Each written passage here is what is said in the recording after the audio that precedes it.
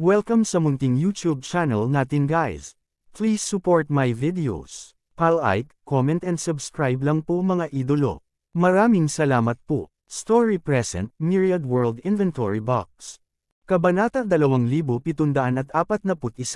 Hindi talaga inaasahan ni Prinsesa Chi na makakabalik siya sa kanyang bansa ng ganoon kabilis.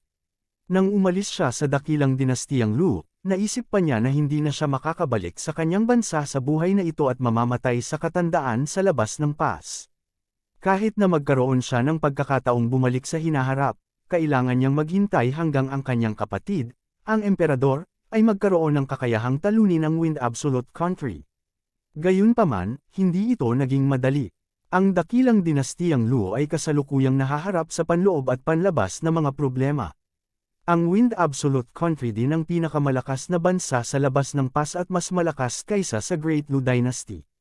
Ngayon, nakakatanggap sila ng napakaraming tribute mula sa Great Lu Dynasty bawat taon, kaya hindi magiging masyadong mabagal ang kanilang pag-unlad. Kahit na ang Great Lu Dynasty ay may malawak na teritoryo at masaganang mapagkukunan, tiyak na hindi nito maaabutan ang Wind Absolute Country sa maikling panahon. Sa makatuwid, hindi inaasahan ni Prinsesa Chi na makakabalik siya sa kanyang bansa. Bukod dito, makakabalik siya sa kanyang bansa ng napakabilis. Siyempre, alam niyang naging realidad ang lahat ng ito dahil sa lalaking nasa harapan niya. Dahil mismo sa lalaking ito sa kanyang harapan kaya ang makapangyarihang Wind Absolute Nation ay bumagsak ng ganoon na lamang. At ang hadlang na humadlang sa kanyang pag-uwi ay nawala na rin na nagpapahintulot sa kanya na makauwi. Kasabay nito, dahil din kay Huang Feng sa labas ng pass kaya ang panlabas na kapaligiran ng Great Lu Dynasty ay naging mas mahusay. Ang Yuan Feng Country ay walang parehong malisyosong layunin sa Great Lu Dynasty gaya ng Wind Absolute Country. Matapos ang Great Lu Dynasty ay hindi na kailangang mag-alala tungkol sa mga panganib sa labas ng pass, natural na maaari silang tumuon sa pagbawi sa kanilang sarili. Sa ganitong paraan, makakabawi ang Great Lu Dynasty sa dati nitong peak state sa mas maikling panahon. Sa pag-iisip ng sitwasyong ito, hinangaan ni Prinsesa Chi at sabay na nagpapasalamat kay Huang Feng. Kung hindi dahil sa kanyang biglaang pagpapakita, hindi magbabago ang kanyang kapalaran at ang dakilang Lu Dynasty ay hindi magkakaroon ng ganoong magandang pagkakataon na umunlad. Masasabing ang hitsura ni Huang Feng ay nagpabago sa kanya at sa kapalaran ng dakilang dinastiyang Lu. Magpahinga ka ng mabuti ngayon. Maaga tayong aalis bukas ng umaga, sabi ni Huang Feng. Actually, hindi naman kailangang magmadali. Nauutol na sabi ni Princess Chi. Kung noon pa man, sabik na sanang umuwi si Prinsesa Chi sa sandaling malaman niyang makakauwi na siya. Gayunpaman, ang mga bagay ay iba na ngayon. Una, alam niyang maaari siyang umuwi anumang oras, kaya hindi siya nagmamadali. Kung tutuusin, lumaki siya sa Imperial Palace at kakaunti ang nakikita sa labas ng mundo.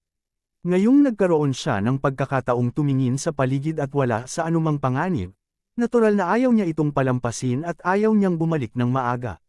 Higit pa rito, hindi niya alam kung talagang isinama siya ni Huang Feng sa isang paglalakbay sa Great Lu Empire o kung gusto niyang pabulaykan siya. Sa makatuwid, natural na ayaw ni Prinsesa Chi na bumalik sa Great Lu Empire ng masyadong maaga. Ayaw mo bang bumalik kanina? Kakaibang tumingin si Huang Feng kay Prinsesa Chi at nagtanong. Hindi yun ang ibig kong sabihin, nag-aalangan na sabi ni Prinsesa Chi. Natatakot ako na baka hindi na kita makasama pagkabalik natin. Natatakot ka ba na hindi pumayag ang kapatid mo? Tanong ni Huang Feng. Hindi, natatakot lang ako na hindi mo ako isama. Sa wakas ay naipahayag ni Prinsesa Chi ang pag-aalala sa kanyang puso.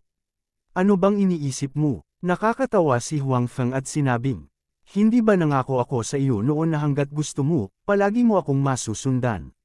Hindi kita itataboy. Talaga, ang galing. Sa wakas ay pinawi ni Prinsesa Chi ang pag-aalala sa kanyang puso at ngumiti. Siyempre, sabi ni Huang Feng. Okay, that's good. Let's set off tomorrow. Nang walang pag-aalala sa kanyang puso, mas nakaka-relax si Prinsesa Chi. Kinaumagahan, inimpake ni Huang Feng, Princess Chi at Xiao Huan ang kanilang mga bagahe at umalis patungo sa Great Lu Empire. Talagang interesado si Huang Feng sa Great Lu Empire. Pagkatapos ng lahat, ito ang pinakamalaking bansa sa mundo na may malawak na teritoryo at masaganang mapagkukunan. Nang kara-rating pa lamang niya sa espasyong ito ay napadpad na rin siya roon. Gayunpaman, hindi siya nagkaroon ng pagkakataong maglakad-lakad noon. Ngayong may oras na siya, natural na gusto niyang tingnan ang paligid. Para sa mga general ng Yuan Feng Country, lahat sila ay nagulat nang malaman nila na si Huang Feng ay hindi babalik sa imperial capital ngunit patungo sa Great Lu Empire. Mula sa kanilang pananaw, ngayong ang buong panlabas na pass ay nasakop na ni Huang Feng, oras na para gantimpalaan siya. Pinakamalaki ang kontribusyon ni Huang Feng, kaya dapat siyang pumunta sa imperial na kabisera ng Yuan Feng Country para tanggapin ang reward mula sa emperador. Anuman ang mangyari, hindi siya dapat patungo sa Great Lu Empire sa oras na ito. Gayunpaman, pambihira ang pagkakakilanlan ni Huang Feng at hindi siya isang taong makokontrol nila. Bilang karagdagan, nasa tabi ni Huang Feng ang prinsesa ng Great Lu Empire. Marahil ay may gagawin si Huang Feng sa Great Lu Empire. Sa makatuwid, kahit na ang mga general ng Yuan Feng Country ay kainahinala, hindi sila nang ahas na pigilan si Huang Feng. Sa katunayan, gusto pa ng mga general ng Yuan Feng Country na magpadala ng mga tropa para sundan sina Huang Feng at Princess Qi sa Great Lu Empire upang matiyak ang kanilang kaligtasan. Gayunpaman, lahat sila ay tinanggihan ni Huang Feng. Anong biro? Sa espasyong ito, ang taong maaaring saktan si Huang Feng ay hindi pa ipinapanganak. Masasabi pang ang hindi naiiral ang gayong tao. Kapag kasama niya, hindi nasa panganib sina Princess Qi at Xiao Huan. Bakit kailangan nilang sumunod sa kanila ng mga tao? Si Princess Qi at Xiao Huan ay lubos na nagtitiwala sa mga kakayahan ni Huang Feng. Sa makatuwid, nadama nila na hindi na kailangang magdala ng anumang mga gwardya. Hindi maginhawa ang maglakbay ng napakaraming tao. Ang mga general ng Yuan Feng Country ay mas marami o hindi gaanong nakakita ng mga kasanayan ni Huang Feng noon. Ngayong nakita na nila kung gaano kapilit si Huang Feng, wala na silang ibang sinabi. Sa pamamagitan ng nakaraang insidente, naramdaman din nila na hindi na kailangan para kay Huang Feng na magdala ng anumang mga gwardya. Magaan ang paglalakbay nilang tatlo. Maraming mapagkukunan at pera si Huang Feng sa kanyang storage ring. Kung hindi lang dahil ayaw niyang malaman ni Prinsesa Qi at Xiao Huan, naramdaman pa niyang hindi na niya kailangang magdala ng kahit ano. Si Huang Feng ang nagmaneho ng karwahe habang si Prinsesa Qi at Xiao Huan ay nakaupo sa karwahe. Masayang nagkukwentuhan silang tatlo habang naglalakbay. Kung wala ang digmaan, ang pakiramdam sa labas ng pass ay talagang maganda. Sariwa ang hangin at maganda ang kapaligiran. Ito ay lamang na ito ay bahagyang mas mahirap. Gayunpaman, naniniwala si Huang Feng na sa kanyang paunang pamumuhunan, ang lugar na ito ay dahan-daang uunlad. I wonder how my royal brother is doing. Bukod sa panahong ito, wala pang balita sa kanya. Sa karwahe, pinag-usapan ni Prinsesa Qi ang tungkol sa kanyang maharlikang kapatid, ang emperador ng dakilang dinastiyang Lu. Bago lumabas si Prinsesa Qi sa pag-iisa, hindi lamang kailangang harapin ng Great Lu Dynasty ang mga panganib sa labas ng pass. Marami ring puwersang rebelde sa sarili nilang dinastiya. Sa oras na iyon, masasabing may mga panloob at panlabas na problema. Ang kanyang maharlikang kapatid ay abala din araw-araw. Ngayong naharap na ang mga panganib sa labas ng pass, hindi niya alam kung nasugpo na ang mga puwersang rebelde sa kanilang sariling lupain. Ang mga rebeldeng puwersa ay lumahok sa operasyon upang patayin siya at nakakuha ng ilang mga mapagkukunan mula sa labas ng pass. Sa tulong ng mga mapagkukunang iyon, ang lakas ng mga puwersang rebelde ay tiyak na tataas at magdadala ng ilang presyon sa korte ng imperial. Kabanata 2742. Sa panahong ito, maliban sa pag-aalala kay Huang Feng, nag-aalala rin si Prinsesa Qi sa kanyang kapatid. Dahil malayo na sila sa Great Lu Empire at ang labas ng Great Lu Empire ay napakagulo, walang paraan si Prinsesa Qi para malaman ang sitwasyon sa Great Lu Empire sa pamamagitan ng anumang channel. Gayunpaman, alam niya na ang mga rebeldeng puwersa sa Great Lu Empire ay nakipagsabuatan sa mga bansa sa labas ng Great Lu Empire at ang kanilang lakas ay tumaas sa isang tiyak na lawak. Sa ganitong paraan, magiging mas mahirap para sa Imperial Court na supilan sila. Sa makatuwid, si Prinsesa Qi ay palaging nag-aalala tungkol sa sitwasyon sa Great Lu Empire. Gayunpaman, alam din niya na siya ay isang babae lamang at nasa labas ng Great Lu Empire. Wala siyang maitutulong at walang silbi ang mag-alala. Gayunpaman, iba na ngayon. Ang pagkakakilanlan ni Huang Feng ay ibang-iba sa dati. Kung talagang nasa panganib ang Great Lu Empire, magpapakapal siya ng balat at hihingi ng tulong kay Huang Feng. Don't worry, walang mangyayari. Nakita ni Huang Feng ang pag-aalala sa puso ni Prinsesa Qi at inaliw siya nito. Gayunpaman, hindi masyadong alam ni Huang Feng ang sitwasyon sa Great Lu Empire. Hindi pa siya nakakapunta doon. Sa panahong ito, palagi siyang nasa labas ng pass at inaalala ang sarili sa mga bagay sa labas ng pass. Wala siyang ekstrang lakas para pakialaman ang sitwasyon sa malayong Great Lu Empire. Dahil dito, puro sinasabi niya ito para aliwin si Princess Qi. Tumango si Princess Qi. Sa anumang kaso, sila ay patungo sa Great Lu Empire ngayon. Malalaman nila ang sitwasyon doon pagdating nila doon. Gayunpaman, nang dumating silang tatlo sa hangganan sa pagitan ng Great Lu Empire at sa labas ng Great Lu Empire pagkatapos ng ilang araw na paglalakbay, nakaramdam sila ng kakaibang aura. Napagtanto nila na ang mga kawal dito ay tila kinakabahan at nasa isang estado ng alerto, na tila nagbabantay laban sa ilang mga kaaway. Anong nangyayari? Sila ba ay nagbabantay laban sa mga bansa sa labas ng Great Lu Empire? Naramdaman din ni Princess Qi ang kakaibang aura dito at nag-aalinlangan siyang nagtanong. Ang dahilan kung bakit siya nag-aalinlangan ay dahil naramdaman ni Prinsesa Qi na kung sila ay nagbabantay laban sa mga bansa sa labas ng Great Lu Empire, hindi na kailangang kabahan. Ito ay dahil, maliban sa panahon na gusto ng mga bansa sa labas ng Great Lu Empire na sirain ang alyansa ng kasal, ang ibang mga bansa ay may magandang relasyon sa Great Lu Empire at walang masyadong tense na relasyon.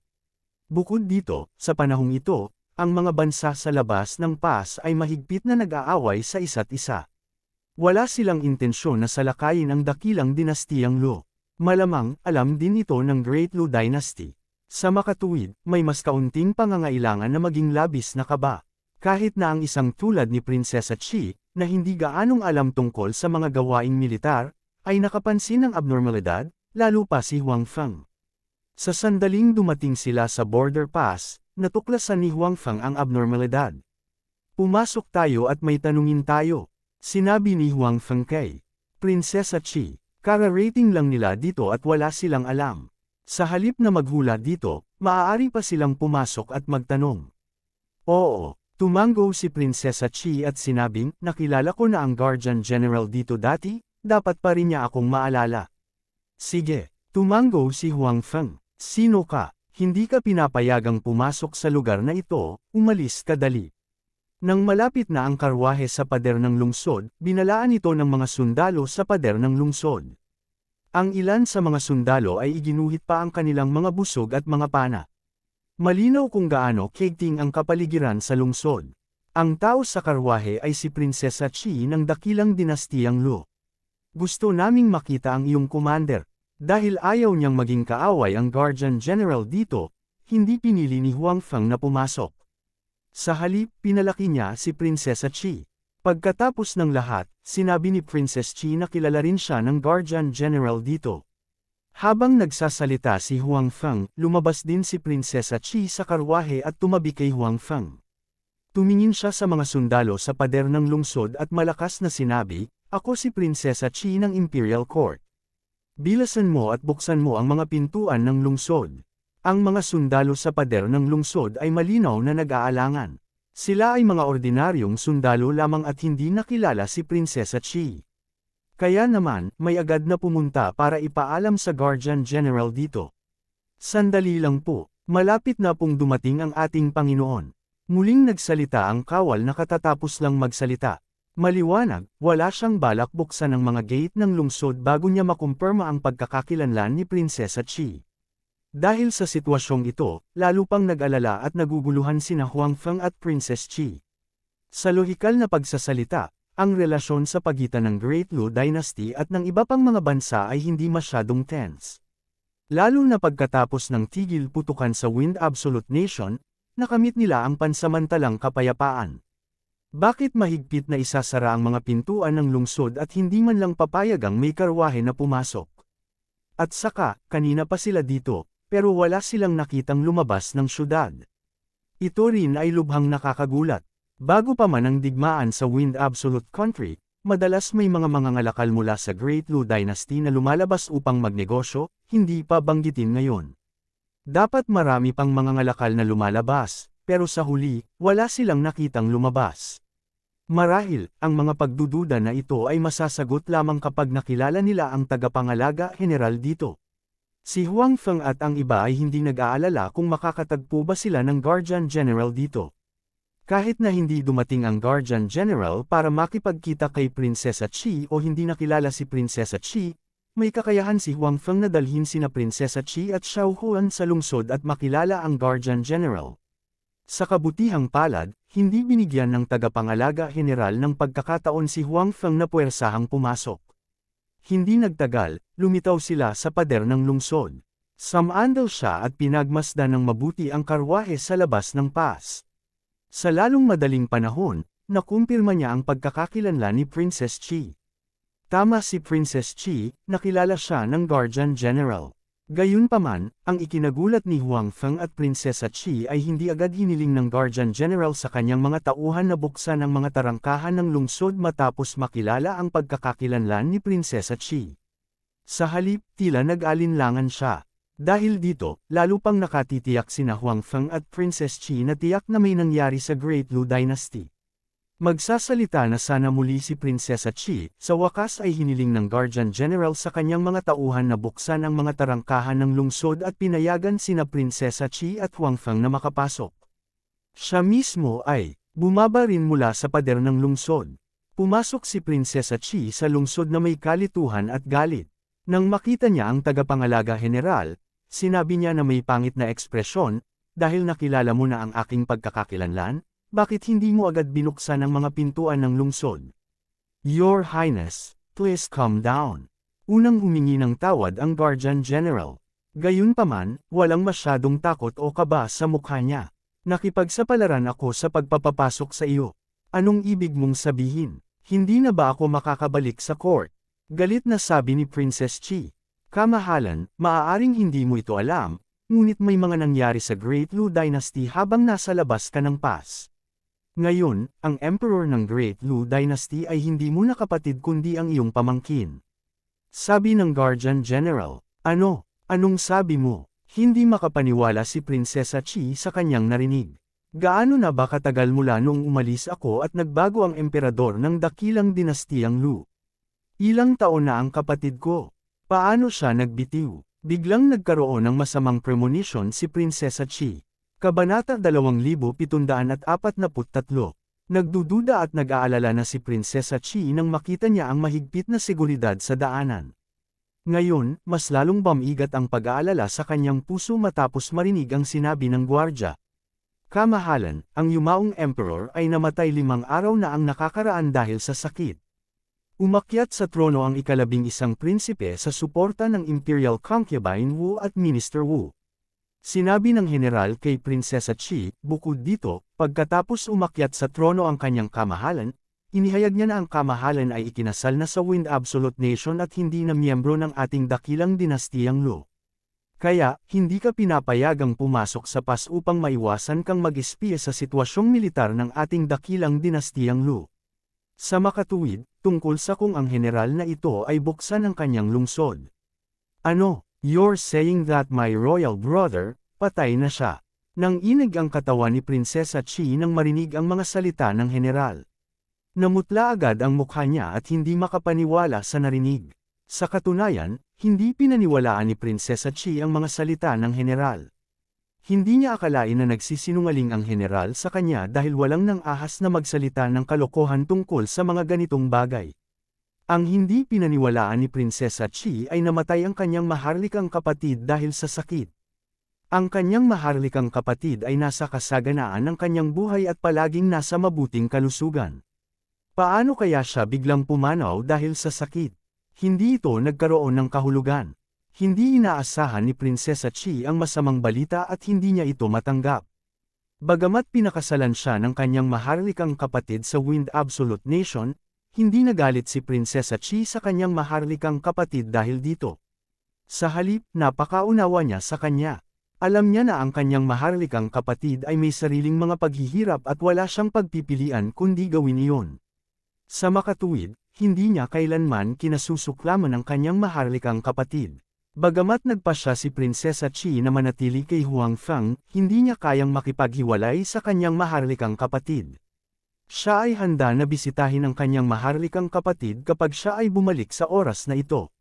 Gayunpaman, hindi niya inaasahan na makakatanggap siya ng ganoong masamang balita sa sandaling pumasok siya sa Great Lu Dynasty. Hindi na niya makikitang muli ang kanyang maharlikang kapatid. Mula nang pumanaw ang kanyang mga magulang, ang kanyang maharlikang kapatid na lalaki ay ang taong nagtrato sa kanya ng pinakamahusay. Ngayong pumanaw na siya, paanong hindi malulungkot si Prinsesa Chi? Oo, pumanaw na ang yumaong emperador. Kinumpirma muli ng General, kakasabi mo lang ba na ang ika-11 prinsipe ang nagmana ng trono? Sa gitna ng kanyang kalungkutan, naalala ni Prinsesa Chi ang nilalaman ng mga salita ng general at ang kanyang malungkot na mukha ay puno ng pagdududa. Ang emperador ng dakilang dinastiyang Lu, na kapatid ni Prinsesa Chi, ay may higit sa isang anak na lalaki. Mula nang manahin niya ang trono, ang seniority ng mga bata ay naayos ng naaayon. Ang ika-11 prinsipe ay 2 taong gulang lamang na bata. Ilang prinsipe pa rin ang nasa harapan niya. Kahit anong ayos niya, hindi siya dapat pinili. Bukod dito, ano ang maaaring malaman ng 2 taong gulang na bata? Maaari ba niyang pamunuan ang muling pagkabuhay ng dakilang dinastiyang Lu? Hindi ba ito katarantaduhan? Talagang ang ika-11 prinsipe ang nagmana ng trono, sabi ng general. Parehong sinuportahan ito ni Imperial Concubine Wu at Wu Shangshu. Siyempre sinusuportahan nila ito. Ang pang-11 prinsipe ay anak ni Imperial Concubine Wu. Galit na sabi ni Prinsesa Chi. Si Prinsesa Chi ay palaging nakikipag-away sa Imperial Concubine Wu. Dati, si Wu Shangshu ay gumanap din ng isang kawalang-galang na papel sa kanyang kasal sa Wind Nation. Nagdulot ito ng mas masamang impresyon kay Prinsesa Chi sa pamilya Wu. Ngayon, ang ibang mga prinsipe na mas matanda at mas kwalipikadong magmana ng trono ay hindi pa umakyat sa trono. Sa halip, ang pinakabatang ika-11 prinsipe ang umakyat sa trono. Ipinadama nito kay Prinsesa Chi na marahil ang bagay na ito ay hindi kasing simple ng tila. Walang sinabi ang general. Ang bagong emperor ay umakyat na sa trono at naipahayag ni Prinsesa Chi ang kanyang kawalang kasiyahan. Kung tutuusin, miyembro siya ng imperial family. Gayunpaman, hindi niya magawa. Anuman ang iniisip niya noon, hindi niya malinaw na mapagsalitaan ng masama ang bagong emperor. Kung hindi, tiyak na hindi siya magkakaroon ng magandang pagtatapos. Huang Feng, kailangan mo akong tulungan. Bumaling si Prinsesa Chi kay Huang Feng at sinabing, napakakaiba ng bagay na ito. Noon pa man ay napakabuti ng kalusugan ng aking kapatid. Imposibleng bigla siyang magkasakit at mamatay. Malamang na may nanakit sa kanya. Bukod dito, may kakaiba sa pag-akyat ng ika-11 prinsipe. Siya ay 2 taong gulang na bata pa lamang at walang alam.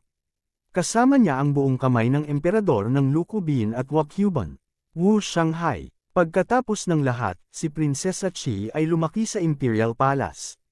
Kahit na hindi siya magaling sa politika sa palasyo, mas sensitibo pa rin siya sa ilang bagay. Bagamat kara-rating lang niya rito, marami na siyang alam sa mga sinabi ng general. Marami rin siyang hinala sa kanyang puso. Tumango si Huang Feng sa kanyang relasyon kay Prinsesa Chi, dahil nagtanong si Prinsesa Chi, tiyak na kailangan niyang tumulong. Sa orihinal, handa siyang ibalik si Prinsesa Chi upang makilala ang kanyang kapatid. Gayunpaman, sa huli, may nangyaring ganito. Hindi inaasahan ni Huang Feng na pagkatapos umakyat sa trono ang bagong emperor, talagang ayaw na niyang bumalik si Prinsesa Chi. Natural na walang alam ang maliit na brat na iyon. Ngayon na ang utos na ito ay ibinigay ng Imperial Concubine Wu o Wu Shangshu, si Huang Feng ay nagkaroon ng higit na dahilan upang dalhin si Prinsesa Chi upang tingnan kung ano ang eksaktong nangyari sa Imperial Palace ng Great Lu Dynasty. Nang marinig ang mga salita ni Prinsesa Chi, sinulyapan ng general si Huang Feng at nahulaan ang pagkakakilanlan ni Huang Feng sa kanyang puso. Ang isang taong maaaring humingi ng tulong kay Prinsesa Chi ay hindi dapat isang ordinaryong tao. Gayunpaman, hindi niya kilala si Huang Feng at wala ni Katie Ting na impresyon kay Huang Feng. Matapos mag-isip ng ilang sandali, hindi pa rin niya maalala kung sino si Huang Feng. Tungkol sa mga usapin sa labas ng pass, natural na alam ito ng general na ito. Ang mga pagbabago sa labas ng pass sa nakalipas na ilang araw ay maaaring ilarawan na napakalaki para sa mata. Dahil dito, nalaglag ang panga ng maraming tao, kabilang ang general na ito. Hindi man lang natalo ng kanilang dakilang dinastiyang Luo ang Wind Absolute Country. Ngayong matatalo na ng Yuan Feng Country ang Wind Absolute Country, hindi ba't nangangahulugan iyon na mas malakas pa sila kaysa sa Wind Absolute Country? Pagkatapos ay mas imposible para sa kanila na talunin ang Wind Absolute Country. Kaya naman medyo kinabahan siya at normal na sa kanya ang pagiging maingat. Gayunpaman, hindi alam ng general na ito ang mga detalye kung paano natalo ng Yuan Feng Country ang Wind Absolute Country. Sa makatuwid, natural na hindi niya alam ang tungkol sa pag-iral ni Huang Feng. Sa katunayan, kahit na alam niya ang tungkol sa pag-iral ni Huang Feng, hindi pa rin niya makikilala si Huang Feng nang hindi nakikita si Huang Feng. You guys are so cautious. Ikaw ba ay nagbabantay sa mga tao sa labas ng pass? Tanong ni Huang Feng sa general. Bagamat hindi niya alam ang tiyak na pagkakakilanlan ni Huang Feng, ang general ay hindi nang ahas na maliitin siya dahil nagawa niyang sumunod sa tabi ni Prinsesa Qi at halatang hindi isang utusan. Sa makatuwid, sinabi niya, bahagi ng dahilan ay upang magbantay laban sa mga tao sa labas ng pass. Pagkatapos ng lahat, ang Yuan Feng Country sa labas ng pass ay biglang bumangon. Sino ang hindi nakakaalam kung ano ang kanilang susunod na gagawin? Bilang karagdagan, kailangan nating magbantay laban sa mga puwersang rebelde sa ating dakilang dinastiyang Luo. Walang mas nakakaalam kaysa kay Huang Feng kung ano ang susunod na gagawin ng Yuan Feng Country. Sa madaling salita, ito ay upang magpahinga at bumuo ng lakas.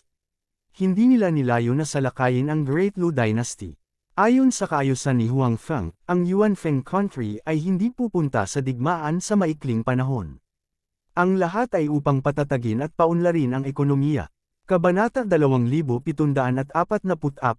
Dahil alam niya ang susunod na hakbang ng estado ng Yuan Feng, alam ni Huang Feng na ang mga taong ito ng dakilang dinastiyang Luo ay hindi kailangang magbantay laban sa mga aksyon ng estado ng Yuan Feng. Siyempre, hindi alam ng mga taong ito ng dakilang dinastiyang Luo ang tungkol sa mga panloob na gawain ng estado ng Yuan Feng. Kaya naman, normal na sa kanila ang maging magbantay. Gayunpaman, kailangan pa rin nilang magbantay laban sa mga puwersang rebelde. Nagulat ito kay Huang Feng. Natural na alam ni Huang Feng na may mga puwersang rebelde sa teritoryo ng dakilang dinastiyang Luo. Nakisalamuhan na siya sa mga taong iyon dati. Ang mga taong iyon ay may malaking bilang ng mga tao, ngunit ang kanilang lakas sa pakikipaglaban ay mababa. Marami sa kanila ay mga ordinaryong magsasaka lamang. Gayunpaman, ang mga rebelding puwersa ay nakipagsabuatan sa mga bansa sa labas ng hangganan at nakatanggap ng maraming pondo. Tiyak na bumuti ang kanilang lakas sa pakikipaglaban. Gayunpaman, hindi makatotohanan ang pagnanais na pagbutihin ang marami ng biglaan. At ang lugar kung saan sila ngayon ay hangganan ng dakilang dinastiyang Luo. Dapat malayo dito ang mga puwersang rebelde. Kung tutuusin, hanggat hindi baliw ang mga pinuno ng mga puwersang rebelde, hindi sila magpapadala ng mga tropa para salakayin ang hangganang ito bago nila sakupin ang halos lahat ng teritoryo ng dakilang dinastiyang Luo. Ito ay dahil ang lupain dito ay tigang. Bukod dito, bilang isang hangganang lungsod, ang lugar na ito ay madaling ipagtanggol at mahirap salakayin. Bilang karagdagan, kapag nasakop na nila ang lugar na ito, kailangan nilang bantayan ang mga pag-atake ng mga bansa sa labas ng hangganan. Masasabing, ang pag-atake sa lugar na ito ay isang walang pasasalamat na gawain.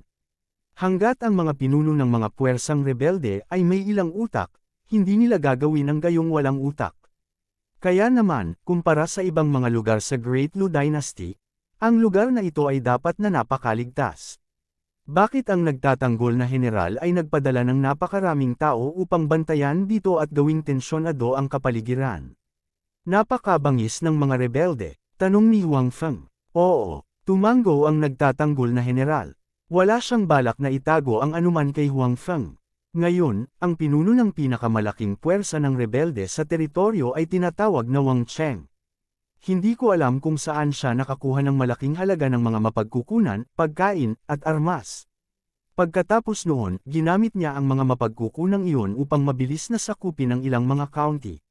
Siya ay may mahusay na momentum. Ang mga puwersang rebelde mula sa buong bansa ay nagtitipon patungo sa kanya. Ngayon, mayroon siyang humigit kumulang 500,000 katao na inaangkin niya na nasasakupan niya. Matapos magtipon ng malaking bilang ng mga tropa, mabilis niyang sinakop ang ilang lungsod. Ang ilan sa mga lungsod ay malapit dito. Panipi, kaya iyon ang kaso. Hindi nakapagtataka na labis na kinabahan ang nagtatanggol na general. Ang mga rebeldeng puwersa ay nasa kanyang pintuan.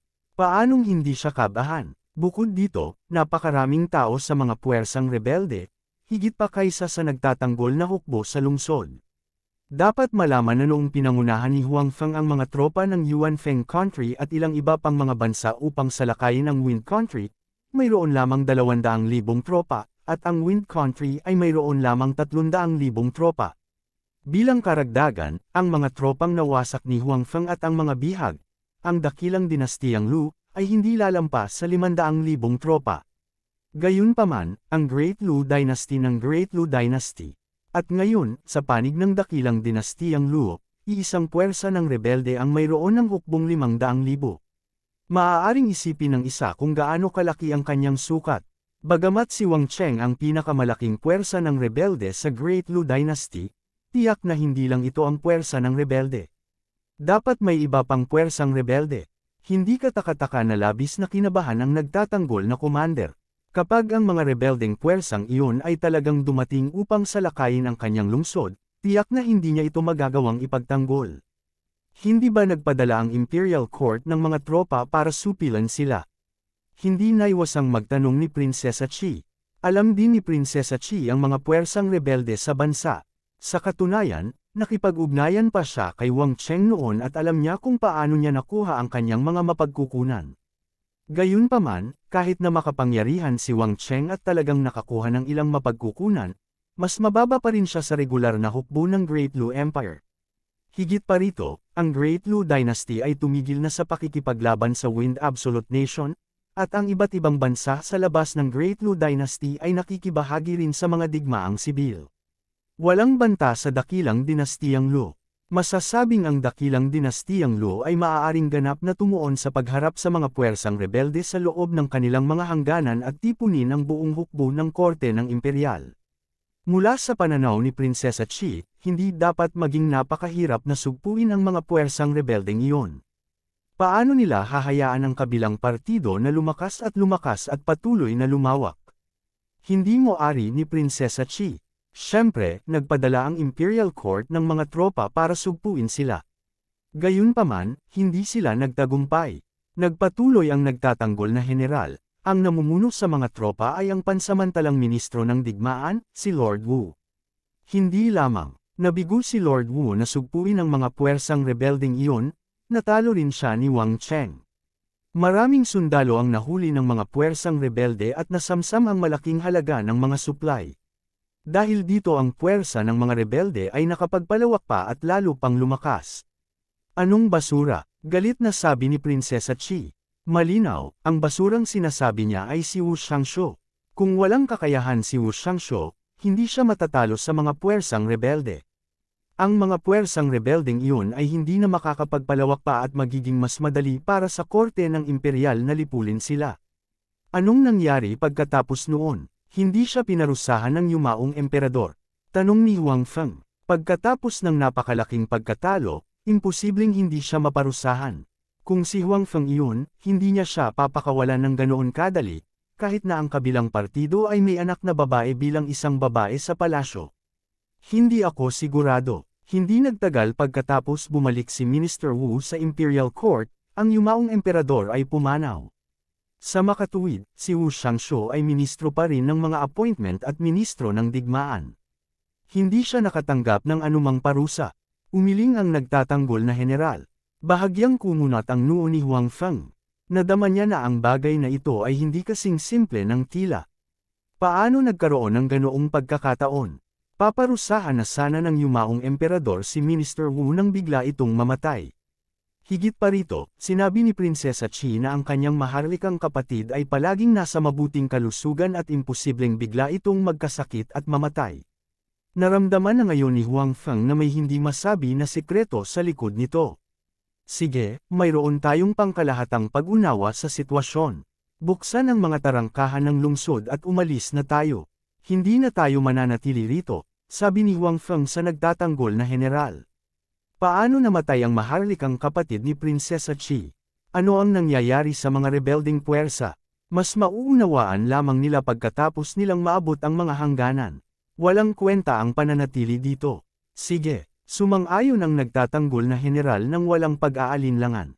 Malinaw na walang magandang impresyon si Imperial Concubine Wu kay Prinsesa Chi. Kung mananatili si Prinsesa Chi dito, madadami din siya. Mas mabuting umalis na sila sa lalong madaling panahon. Ayaw na ni Prinsesa Chi na manatili pa rito. Labis din siyang na-curious tungkol sa dahilan ng pagkamatay ng kanyang maharlikang kapatid. Sa makatuwid, nais niyang malaman sa lalong madaling panahon. Kung mananatili siya rito, walang tutulong sa kanya. Ang tanging makakatulong sa kanya ngayon ay si Huang Feng. Sa kabutihang palad, walang intensyon si Huang Feng na iwanan siya. Dahil dito, medyo nasiyahan ang malungkot na kalooban ni Prinsesa Chi. Sa panahong tulad nito, pinakamabuting magkaroon ng isang tulad ni Huang Feng sa tabi niya. Kabanata 2745. Ang aking pakikiramay. Sa makipot na kalsada, ipinagpatuloy ni Huang Feng ang pagmamaneho ng karwahe pasulong. Umupo si Prinsesa Chi sa tabi niya na may malungkot na ekspresyon. Halatang nalubog pa rin siya sa usapin ng biglaang pagkamatay ng kanyang kapatid. Alam mo ba, nakatitig si Prinsesa Chi sa malayo na walang laman ang mga mata habang nagsasalita sa mahinahong boses? Mula nang pumanaw ang aking maharlikang ama at maharlikang ina, ang aking maharlikang kapatid na lalaki ang naging pinakamalapit sa akin sa buong Imperial Palace. Siya ay labis na nagmamahal sa akin, hanggang sa punto na lahat ng tao sa Imperial Palace ay nagsabi na ang aking maharlikang kapatid na lalaki ay tinatrato ako ng mas mahusay kaysa sa iba pang mga maharlikang anak. Dahil sa pag-aalaga ng aking maharlikang kapatid na kaya kong lumaki ng walang anumang alalahanin. Hindi tulad ng ibang mga prinsipe at prinsesa na napailalim sa napakaraming mga paghihigpit, masasabing ang aking maharlikang kapatid ay parehong nakatatandang kapatid at isang maharlikang ama sa akin, at kahit na pinakasalan niya ako sa Wind Extinction Country, hindi ko siya pinagsisihan. Ang mga mata ni Prinsesa Chi ay nakatitig sa kanyang harapan habang patuloy niyang pinag-uusapan ang mga bagay sa pagitan niya at ng kanyang maharlikang kapatid. Isang ngiti na nagmula sa kaibuturan ng kanyang puso na hindi namamalayan ay lumitaw sa kanyang mukha. Gayunpaman, ang ngiting iyon ay mabilis na napalitan ng kalungkutan. Malinaw na namiss niya ang kanyang maharlikang kapatid. Tinapik ni Huang Feng ang kanyang balikat at inaliw siya, "Huwag kang malungkot. Naniniwala ako na hindi gugustuhin ng iyong kapatid na makita kang malungkot." Wu! Agad na humiga si Prinsesa Chi sa yakap ni Huang Feng at nagsimulang umiyak. "My royal brother the most dotes on me. He's never willing to see me sad. As long as hindi ako masaya, he'll satisfy me with anything." Nang malaman ni Prinsesa Chi na pumanaw na ang kanyang kapatid, gusto niyang umiyak. Gayunpaman, sa oras na iyon, may mga tagalabas na naroroon, kaya pilit niyang tiniis ito. Ngayong walang mga tagalabas sa harapan niya, sa wakas ay napaiyak siya sa harap ni Huang Feng. Napakalungkot niyang iyak, parang dinudurog ang puso niya. "Cry, cry. Magiging maayos din ang lahat pagkatapos mong umiyak." Tinapik ni Huang Feng ang likod ni Princess Chi at inaliw siya. Sa totoo lang, kahit maraming babae si Huang Feng, wala siyang gaanong karanasan sa pag-comfort sa isang babae, lalo na sa babaeng umiiyak. Buti na lang, kailangan lang ni Prinsesa Chi na magpakawala at hindi talaga kailangan pang aliwin. Ang mga salita ni Huang Feng ay lalong nagpaiyak kay Prinsesa Chi. Si Xiao Huan, na nasa karwahe, ay lumuha rin. Bilang personal na katulong sa palasyo ni Prinsesa Chi, naunawaan niya ng husto ang relasyon ni Prinsesa Chi at ng kanyang kapatid. Sa makatuwid, lubos niyang naiintindihan ang kasalukuyang nararamdaman ni Prinsesa Chi. Matagal na umiyak si Prinsesa Chi sa yakap ni Huang Feng bago siya dahan-daang kumalma. Sa oras na ito, napagtanto niyang matagal na siyang nakahiga sa yakap ni Huang Feng. Ito ang nagpahiya sa kanya, pero at the same time, nag-enjoy siya. Gusto niyang bumangon, ngunit nag-aatubili siyang umalis sa yakap ni Huang Feng. Gayunpaman, sa huli, tumayo pa rin si Prinsesa Chi mula sa yakap ni Huang Feng. Noong iniisip niya ang kapatid niya dati, hindi niya naramdaman na may mali sa posisyong ito. Gayunpaman, nakaramdam siya ng kaunting awkward matapos mapagtanto ito ngayon. Siyempre, gusto pa rin niyang manatili sa yakap ni Huang Feng. Gayunpaman, natatakot din siyang baka hindi siya maintindihan ni Huang Feng bilang isang casual na tao. Kaya naman, bumangon pa rin siya kahit na nag-aatubili siyang umalis sa yakap ni Huang Feng. Bumubuti na ba ang pakiramdam mo? Tumingin si Huang Feng kay Prinsesa Chi at nagtanong. Oo. Tumango si Princess Chi na may bahagyang pulang mukha. Salamat, huwag mong banggitin, sabi ni Huang Feng. Maghintay hanggang makarating tayo sa kabisera ng iyong dakilang dinastiyang Luo at imbestigahan ang sitwasyon. Kung talagang may kakaiba sa pagkamatay ng iyong kapatid, tiyak na tatayo ako para sa iyo. Oo, malakas na tumango si Prinsesa Chi. Kahit ngayon, pakiramdam niya ay hindi ganoon kadali ang pagkamatay ng kanyang kapatid. Talagang may kakaiba dito, kasabay nito, walang gaanong kalungkutan sa kabisera ng Great Lu Dynasty. Bagamat kamamatay lang ng dating emperador, umakyat na sa trono ang bagong emperador.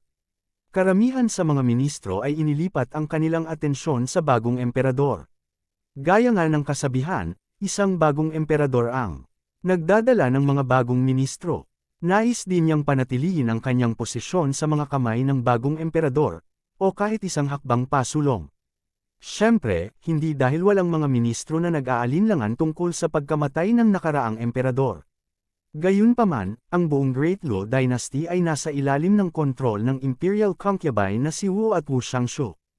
Kahit na may mga taong pinaghihinalaan ang pagkamatay ng nakaraang emperador, walang paraan upang imbestigahan ito. Tila may palihim na huminto sa lahat ng imbestigasyon sa dahilan ng pagkamatay ng bagong emperador. Ngayon, ang buong dinastiyang Luo ay pinangungunahan ng pamilya Wu. Bagamat sa ibabaw, ang ika-11 prinsipe ay umakyat sa trono, alam ng lahat na ang tunay na kumokontrol sa pangkalahatang sitwasyon ay sina Imperial Concubine Wu at Minister Wu. Kahit na imbestigahan ang dahilan ng pagkamatay ng nakaraang emperador, ano? Ang dating emperador ay patay na. Ang bagong emperador at ang Wu family ay walang pakialam sa pagkamatay ng dating emperador. Kahit malinaw na imbestigahan nila ito, walang maninindigan para itaguyod ang hustisya. Dahil doon, kahit na may mga taong ayaw at nagdududa, wala ni isang tao na tumayo para humingi ng paliwanag sa pagkamatay ng nakaraang emperador. Ang sitwasyong ito ay nasa ilalim ng pangangasiwa ni Wu Yan. Napakasaya niya sa sitwasyong ito. Sa katunayan, pagkatapos ng kamatayan ng nakaraang emperador, ginamit ni Wu Yan ang kanyang kapangyarihan upang pakilyusan ang mga tao upang subaybayan ang mga opisyal ng korte. Mayroong isang pangkat sa palasyo ng dakilang dinastiyang Luo na espesyal na ginamit upang subaybayan ang mga opisyal ng hukuman. Ang pangkat na ito ay palaging nakatago sa dilim. Alam ng mga opisyal ng korte ang kanilang pag-iral, ngunit hindi nila alam ang kanilang partikular na pagkakakilanlan o numero. Ang pangkat na ito ay palaging sumusunod sa utos ng bagong emperador.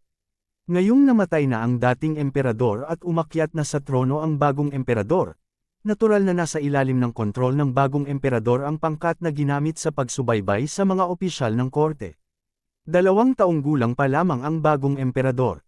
Sa makatuwid, ang mahahalagang usapin sa hukuman ay tinalakay at hinarap ni Wu Yan at ilang ministro.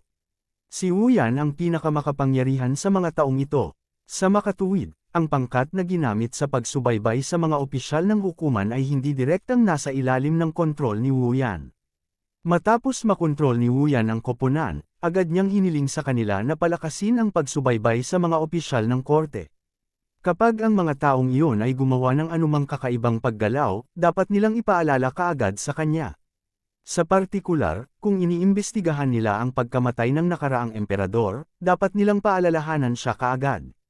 Sa kabutihang palad, bagamat ang mga opisyal ng korte ay masyadong interesado sa pagkamatay ng nakaraang emperador at ang ilang mga tao ay labis na nalilito, hindi nila ito inimbestigahan. Dahil dito, gumaan ang pakiramdam ni Wu Yan. Ang dahilan kung bakit natakot si Wu Yan sa mga opisyal na nag-iimbestiga sa pagkamatay ng nakaraang emperador ay dahil pinlano niya ang pagkamatay ng nakaraang emperador. Kahit na hindi niya direktang pinatay ang dating emperador, siya ang behind-the-scenes instigator.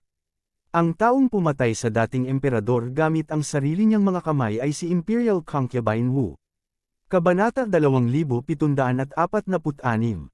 Sa katunayan, bagaman ang ilan sa mga ministro ng Great Lu ay nag-alinlangan sa dahilan ng pagkamatay ng dating emperador, hindi marami ang nag-alinlangan sa Imperial Concubine na sina Wu at Wu Yan dahil sila ang dalawang tao na higit na pinagkatiwalaan ng dating emperador noong siya ay nabubuhay pa. Noong nabubuhay pa ang dating emperador, sinadya na niyang gawing empress si Imperial Concubine Wu. Nalaman ito ng lahat ng mga ministro. Mula rito, makikita kung gaano siya kamahal ng dating emperador. Kapag naging empress si Imperial Concubine Wu, natural na magiging crown prince ang kanyang anak. Si Imperial Concubine Wu ang pinakapabor na tao sa harem at may pinakamaraming sinasabi. Bagamat walang panahon ang dating emperador na gawin siyang empress, ang kanyang kapangyarihan at katayuan ay walang pinagkaiba sa empress. Sa buong harem, tanging ang dating Prinsesa Qi lamang ang makakalaban niya. Matapos ikasal si Prinsesa Qi sa Fengju Country, siya ang naging master ng buong harem. Dahil dito, pagkamatay ng dating emperador, hindi gaanong nahadlangan ang pag-akyat ng ika-11 prinsipe sa trono. Siyempre, may mas mahalagang dahilan. Si Wu Yan ay ministro ng mga tauhan at kasabay na ministro ng digmaan. Siya ay nagkaroon ng malaking kapangyarihan. Kahit noong nabubuhay pa ang dating emperador, pangalawa lang siya sa emperador. Ngayong patay na ang dating emperador, siya na ang pinakamakapangyarihang tao sa buong Great Lu Dynasty. Halatang susuportahan niya ang pag-akyat sa trono ng kanyang pamangkin. Sa ganitong paraan, bagamat ang dating emperador ay maraming prinsipe, ang ika-11 prinsipe ay tatanggap ng higit na suporta, kahit na siya ay 2 taong gulang pa lamang. Sa lohikal na pagsasalita, ang Imperial Concubine na sina Wu at Wu Yan ay pinaboran ng dating emperador. Imposibleng saktan nila ang dating emperador. Naisip din ng ibang mga ministro ng Great Lu Dynasty. Sa makatuwid, walang nag-alinlangan kay Wu Yan at Imperial Concubine Wu. Gayunpaman, ang katotohanan ay ang dating emperador ay talagang pinatay ng 2 taong ito. Ang lahat ng ito ay nagsimula noong si Wu Yan ang namumuno sa pagsugpo sa revolusyonaryong hukbo. Dahil sa tiwala ng yumaong emperador, si Wu Yan ay naging ministro ng digmaan kasabay ng kanyang pagiging ministro ng mga paghirang. Dahil dito, lalo pang naging makapangyarihan si Wu Yan sa Imperial Court at walang makakapantay sa kanya. Higit pa rito, noon pa man ay gusto ni Wu Yan na makuha ang kanyang mga kamay sa militar. Kaya naman, natural na hindi niya pababayaan ang pagkakataong ito. Nais niyang sugpuin ang hukbong rebelde at gawin ang kanyang sarili bilang opisyal na ministro ng digmaan. Gayunpaman, kahit na si Wu Yan ay isang mabuting opisyal at masasabing isang matandang soro, wala siyang alam tungkol sa mga usaping militar. Pagkatapos niyang maging ministro ng digmaan, bigla siyang nakakuha ng kapangyarihang militar at mataas ang tingin niya sa kanyang sarili. Hindi niya pinakinggan ang mga mungkahi ng kanyang mga nasasakupan at siya mismo ang gumawa ng lahat ng desisyon. Nais niyang patunayan sa kanyang mga nasasakupan at sa yumaong emperador na hindi lamang siya maaaring maging opisyal ng sibil, kundi maging isang general ng militar. Bilang ministro ng digmaan, hindi siya ignorante sa mga usaping militar gaya ng sinabi ng iba. Gayunpaman, ito ay dahil sa kanyang bulag na kumpiyansa at pananabik na patunayan ang kanyang sarili na siya ay natalo sa larangan ng digmaan. Sa orihinal, bagaman hindi kayang talunin ng hukbo ng Imperial Court ang mga elite ng Fengju Country, hindi naging mahirap para sa kanila na sugpuin ang rebelding hukbo. Kung tutuusin, karamihan sa mga rebelding sundalo ay mga magsasaka lamang. Wala silang gaanong pagsasanay bago pumasok sa larangan ng digmaan. Bukod dito, karamihan sa mga rebelding puwersa ay lubhang kulang sa mga armas at kagamitan. Kaya naman, hindi naging mahirap para sa hukbo ng korte ng imperial na talunin sila. Naisip din ni Wu Yan. Kaya naman, nagtitiwala siya na kaya niyang talunin ang mga rebelding puwersa nang hindi nakikinig sa mga opinyon ng iba pang mga general. Gayunpaman, sa katotohanan, ang kanyang kawalan ng kakayahan at ang kanyang pakikipagtagpo kay Wang Cheng, na bihasa sa mga gawaing militar, ay may maraming mga nasasakupan, at nakakuha lamang ng maraming mapagkukunan, ay naging predictable ang kanyang pagkatalo. Si Wang Cheng ay nagset lamang ng isang simpleng taktika upang ipakita ang kahinaan at akitin ang kaaway. Talagang naisip ni Wu Yan na ang kanyang kakayahang mamuno sa hukbo ay kahanga-hanga. Hindi niya pinansin ang mga pagtutol ng kanyang mga nasasakupan at nagmatigas na nagpasya na ituloy ang kaaway habang sila ay nanalo. Sa huli, nahulog siya sa pananambang ni Wang Cheng. Matapos mahulog sa pananambang, kung makakapagpatahimik si Wu Yan at ayusin ang kanyang mga tropa upang makaalis sa pagkubkob, hindi magiging masama ang resulta. Pagkatapos ng lahat, kahit na si Wang Cheng ay nakakuha ng ilang mga mapagkukunan at napakaraming karanasan sa pamumuno sa mga labanan, karamihan sa kanyang mga nasasakupan ay mga magsasaka na hindi sumailalim sa anumang pagsasanay. Maaari silang lumaban sa isang paborebleng labanan, ngunit kapag ang labanan ay umabot sa isang pagkapatas, madali silang bumagsak. Gayunpaman, hindi napagtanto ni Wu Yan ang puntong ito at hindi niya ito magagamit. Matapos mapagtanto na siya ay niloko at tinambangan, siya ay lubos na nataranta. Dagdag pa rito, upang ipakita ang kanyang katapangan, sinundan niya ang mga kawal at sumugod sa harapan upang magpakitang gilas sa harap ng ibang mga ministro at ng dating emperador. Pagkatapos nito, napalibutan siya ni Wang Cheng.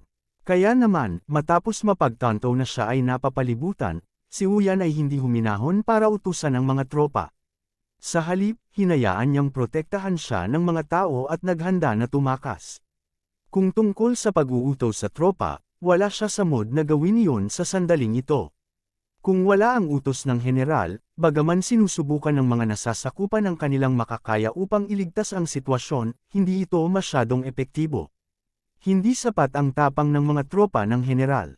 Kung ang general mismo ay nataranta, paano lalaban ang mga nasasakupan? Bilang karagdagan, ang mga general na iyon ay maaari lamang mag-utos sa kanilang sariling mga nasasakupan at walang awtoridad na mag-utos sa ibang mga tropa. Dahil dito, walang kooperasyon sa pagitan ng iba't ibang tropa, at sila ay lumaban ng mag-isa.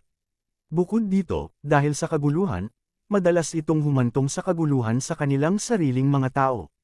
Bilang isang veteranong general na matagal nang nasa larangan ng digmaan, natural na hindi pa kakawalan ni Wang Cheng ang pagkakataong ito. Personal niyang pinamunuan ang pinakamaraming piling tropa sa ilalim ng kanyang pamumuno at naglunsad ng matinding pag-atake sa hukbo ng dakilang dinastiyang Lu. Ang kalaban ay nasa kaguluhan, at ang linya ng depensa, na nasira na, ay ganap na nawasak. Ang katangian ng mga sundalo ng rebelding hukbo ay hindi nila kayang lumaban sa isang hindi magandang labanan. Gayunpaman, kapag nakipaglaban sila sa isang paborebleng labanan, mas lumaban sila, mas naging mabangis sila. Ngayon, ang hukbo ng dakilang dinastiyang Lu ay ganap na nasugpo. Ang mga sundalo sa ilalim ng pamumuno ni Wang Cheng ay tuluyang nag-break. Sila ay naging mas mabangis at ganap na nakakuha ng mataas na kamay. Ang labanang ito ay tumagal ng 2 araw at 1 gabi. Ang hukbong rebelde sa pamumuno ni Wang Cheng ay nanalo sa huling tagumpay. Bukod dito, ito ay isang malaking tagumpay. Pagkatapos ng labanang ito, hindi lamang nabihag ni Wang Cheng ang 60,000 hanggang 70,000 sundalo ng hukbo ng dakilang dinastiyang Lu, ngunit nasamsam din ang malaking halaga ng pagkain, armas at kagamitan, at iba pa. Dapat malaman na sa panahong ito, si Wu Yan ay isang tao na higit sa 10,000 tao sa Great Lu Dynasty. Nang pamunuan niya ang mga tropa sa pakikipaglaban, natural na hindi nang ahas ang mga tao sa korte na manghoy ng mga probisyon, armas at materyales, at iba pa. Hanggat gusto niya ang isang bagay, ito ay magiging handa ng napakabilis. Gayunpaman, ngayon ang mga bagay na ito ay sinamantala lahat ng rebelding hukbo ni Wang Cheng.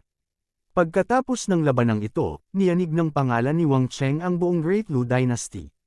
Bukod dito, ang lakas ng buong puwersa ay bumuti ng husto. Kabanata 2747. Ang pagkatalo ni Wu Yan ay nabigla sa buong Great Lu Dynasty. Bagamat hindi masasabi na ang hukbong pinamumunuan ni Wu Yan ay ang buong hukbo ng dakilang dinastiyang Lu, ito ang karamihan sa hukbo. Bukod dito, walang kakulangan ng mga elite sa kanila. Gayunpaman, ang gayong makapangyarihan at napakaraming hukbo ay hindi man lamang natalo ang revolusyonaryong hukbo. Bukod dito, sila ay natalo ng malupit. Ito ay isang bagay na hindi inaasahan ng sinuman. Sa panig ng Imperial Court, natural na galit ang emperador. Nais niyang makabalik kaagad sa kabisera si Wu Yan para magbigay ng pahayag. Sa katunayan, gusto niya itong tuligsain. Alam na alam ito ni Wu Yan. Kahit na siya ay isang nakatatanda at gumawa ng mga kontribusyon sa korte ng imperial noong nakaraan, at mayroon siyang tulong ng Imperial Concubine Wu sa palasyo, ang kanyang sariling buhay ay hindi dapat nasa panganib. Gayunpaman, tiyak na hindi niya mapapanatili ang kanyang posisyon bilang ministro ng digmaan. Kahit ang kanyang posisyon bilang ministro ng serbisyo sibil ay maaaring maapektuhan. Gayunpaman, imposibleng hindi bumalik. Dahil inutusan siya ng emperor na bumalik, kung hindi siya babalik, susuwayin niya ang utos ng emperador. Pugutan siya ng ulo. Bukod dito, ang kanyang pamilya ay nasa kabisera ng imperial. Kung hindi siya bumalik, tiyak na madawit ang kanyang pamilya. Sa makatuwid, bagamat ayaw niya, naglakas loob pa rin si Wu Yan at pumunta sa kabisera ng imperial. Siya ay nakahanda sa pag-iisip na mawala ang kanyang posisyon bilang ministro ng digmaan. Gayunpaman, handa siyang magtrabaho ng husto upang mapanatili ang kanyang posisyon bilang ministro ng serbisyo sibil.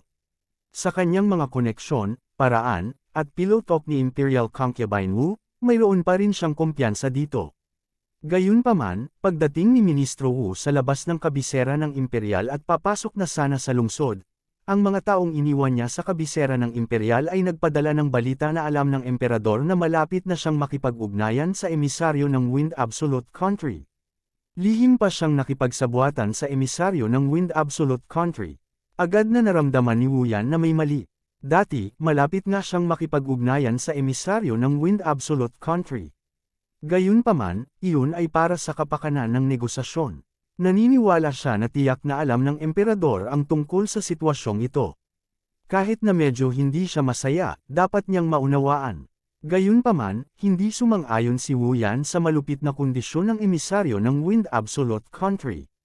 Nais lamang niyang mapanatili ang isang magandang relasyon sa emisaryo ng Wind Absolute Country, na magiging kapaki-pakinabang para sa kanya na gumawa ng higit pang inisyatiba sa hinaharap. Kahit na may iniisip siyang makipagsabuatan sa emisaryo ng Wind Absolute Country, hindi niya ito ipinatupad. Sa makatuwid, ngayong alam na ng emperor na nakipagsabuatan siya sa emisaryo ng Wind Absolute Country, tiyak na peke ito. Dapat ay mayroong isang tao na sinamantala ang kanyang pagkatalo para magsalita ng masama tungkol sa kanya sa harap ng emperador. Higit sa lahat, palaging alam ni Wu Yan na ang emperor ay palaging nagkasala tungkol sa pagpapakasal kay Prinsesa Qi sa Wind Absolute Country. Ngayon, kung alam ng emperor na siya ang gumawa ng kanyang makakaya upang mapadali ang kasal na ito, at na siya ang nagkusa na magmungkahi ng ideyang ito sa emisaryo ng Wind Absolute Country, kung gayon ang emperor ay tiyak na sisisihin siya. Sa oras na iyon, kahit na dati pa siyang nagambag sa korte ng imperial at pinagkatiwalaan siya ng emperador, tiyak na nasa panganib siya sa ilalim ng gayong galit na sitwasyon. Kung ang ilan pang mga tao ay tumalon upang salakayin siya sa oras na ito at makakuha ng ilang dumi sa kanya, kung gayon hindi ito kasing simple ng pagkawala ng ministro ng digmaan. Malaki ang posibilidad na hindi niya mapanatili ang kanyang posisyon bilang ministro ng paghirang, at maging ang kanyang buhay ay nasa panganib. Si Wu Yan, na nasa korte ng imperial sa loob ng maraming taon, ay agad na napagtanto ang panganib na kinaroroonan niya. Agad siyang huminto at hindi nagpatuloy sa pagmamadali pabalik sa kabisera ng imperial. Sa halip, hiniling niya sa mga taong iniwan niya sa kabisera ng imperial na maingat na mangalap ng impormasyon. Bilang karagdagan, hiniling din niya sa panig ni Imperial Concubine Wu na hindi direktang suriin ang iniisip ng emperador. Pagkatapos ng lahat, si Wu Yan ay naging ministro ng paghirang sa loob ng maraming taon. May mga koneksyon pa rin siya. Bilang karagdagan sa mga pagsisikap ng Imperial Concubine Wu, mabilis siyang nakakuha ng mas kapaki-pakinabang na impormasyon. Talagang alam ng kanyang kamahalan na siya ay nagmungkahi ng isang alyansa sa kasal sa emisaryo ng Wind Absolute Country. Ito ang pinaka-nakakagalit na bagay para sa emperador. Kung tutuusin, ang ikakasal ay ang pinakamamahal niyang kapatid. Bukod dito, ang isang alyansa sa kasal ay isang napakahiyang bagay. Noon pa man ay itinuturing ito ng kanyang kamahalan bilang isang malaking kahihiyan. Ngayong alam na niya na si Wu Yan ang unang nag-propose nito at hindi ang emisaryo ng Wind Absolute Country ang mismong nag-isip nito, paanong hindi siya magagalit at magagalit? Nagkataon, sa oras na ito, may nagulat sa Emperor na noong panahong ang emisaryo ng Wind Absolute Country ay nasa Imperial Capital, si Wu Yan at ang emissary ng Wind Absolute Country ay napakaraming beses nang dumating. Bukod dito, palihim silang nakipagkasundo sa kanila at ibinunyag ang ilalim ng mga negosasyon ng dinastiyang Lu. Pinahintulutan nito ang emisaryo ng Wind Absolute Country na maging puno ng kumpiyansa at makakuha ng bentahe sa panahon ng negosasyon. Matapos malaman ng Emperor ang sitwasyong ito, natural na lalo siyang nagalit. Kung hindi binanggit ng isang tao si Wu Yan sa harap niya, baka hindi siya maniwala. O sa halip, hindi siya maniniwala. Ito ay dahil palagi siyang nagtitiwala kay Wu Yan. Gayunpaman, ngayon siya ay nasa isang marahas na galit. Bukod dito, alam na niya ang tungkol sa pagtataksil ni Wu Yan. Sa oras na ito, kapag narinig niya muli ang ganoong balita, natural siyang naniniwala dito. Sa bagay na ito, ang galit ng Emperor kay Wu Yan ay hindi lamang dahil natalo siya sa labanan. Siyempre, malaking kadahilanan din ang pagkatalo sa labanan. Kapag pinagsama-sama ang lahat ng mga salik na ito, labis siyang nadismaya kay Wu Yan. Kinasusuklaman pa niya ito. Pagkatapos, kapag bumalik si Wu Yan sa Imperial Capital, ang naghihintay sa kanya ay hindi magiging magandang resulta. Matapos marinig ang balitang ito, si Wu Yan ay nagulat at natakot sa parehong oras. Ang kasalukuyang siya ay hindi na nag-iisip tungkol sa pagkawala ng kanyang posisyon bilang ministro ng digmaan. Nakalagay na ito sa bato. Ang kailangan niyang alalahanin ngayon ay ang buhay niya. Sa kasalukuyang sitwasyon, napakahirap para sa kanya na panatilihin ang kanyang buhay. Ano ang dapat niyang gawin? Sabik na itinapakan ni Wu Yan ang kanyang mga paa. Sa lupa, ngayon ang mga katotohanan ay napakalinaw. Kung babalik siya, nililigawan niya si kamatayan. Gayunpaman, kung hindi siya bumalik, imposible rin. Ipag-utos pa rin siya ng kanyang kamahalan na arestuhin siya. Kung hindi siya bumalik, mamamatay siya. Naramdaman ni Wu Yan na na-corner na siya. Sa isang sandali ng desperasyon, nakaisip si Wu Yan ng solusyon. Iyon ay upang patayin ang emperador. Sa ganitong sitwasyon, magiging ligtas lamang siya kung mamatay ang emperador. Sa ngayon, siya pa rin ang ministro ng lupo ng mga paghirang at ministro ng lupo ng digmaan. Kapag namatay ang emperador, siya ang may pinakamalaking kapangyarihan sa dinastiyang Lu. Sino ang maaaring hatulan siya? Kung ito ay sa nakaraan, si Wu Yan ay hindi maglalakas loob na magkaroon ng ganoong pag-iisip. Bagamat may matinding pagnanasa siya sa kapangyarihan, alam din niya na ito ay isang bagay ng pagpugot ng ulo. Hindi niya basta-basta naiisip. Bukod dito, lubos na siyang pinagkakatiwalaan ng emperador. Hindi na kailangang magkaroon siya ng ganoong pag-iisip. Gayunpaman, iba na ngayon. Ang kasalukuyang siya ay nasa isang desperado na sitwasyon. Walang paraan palabas. Kabanata 2748. Nang pumasok sa kanyang isipan ang ideyang ito, hindi na niya ito napigilan. Bagamat natatakot din siya, alam ni Wu Yan na ito lang ang tanging paraan niya sa kasalukuyan. Kung hindi namatay ang emperador, siya ang mamamatay. Kung namatay ang emperador, hindi na siya kailangang mamatay. Bukod dito, maaari niyang panatilihin ang kanyang kasalukuyang kapangyarihan at katayuan. Malinaw, walang ibang pagpipilian si Wu Yan. Maaari lamang niyang piliin na patayin ang emperador. Gayunpaman, kung paano patayin ang emperador ay isa ring mahirap na problema. Ang emperador ay ang emperador ng dinastiyang Lu. Karaniwan siyang pinuprotektahan ng maraming tao. Bagamat lihim na pinalaki ni Wu Yan ang ilang men of sacrifice, halatang hindi makatutuhanang umasa sa mga men of sacrifice na iyon para patayin ang emperor. Natatakot siyang mapatay ang mga taong iyon bago sila makalapit sa emperador. Sa makatuwid, kung gusto niyang patayin ang emperor, maaari lamang siyang pumili ng ibang paraan, isang paraan na hindi maaaring gawin sa pamamagitan ng puwersa. Hindi nagtagal, naisip ni Wu Yan ang kanyang anak. Ang kanyang anak na babae ay ang imperial concubine.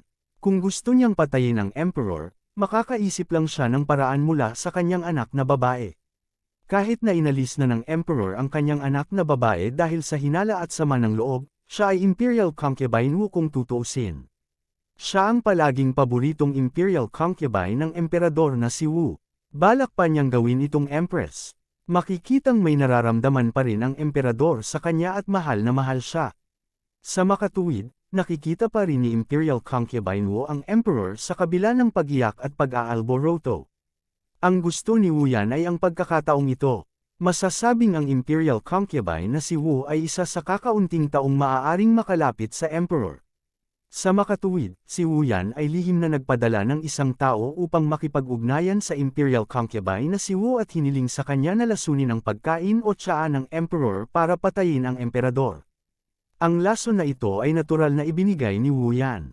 Ito ay isang mabagal na pagkilos na lason, walang kulay at walang lasa. Pagkatapos kunin ito, walang kakulangan sa ginhawa.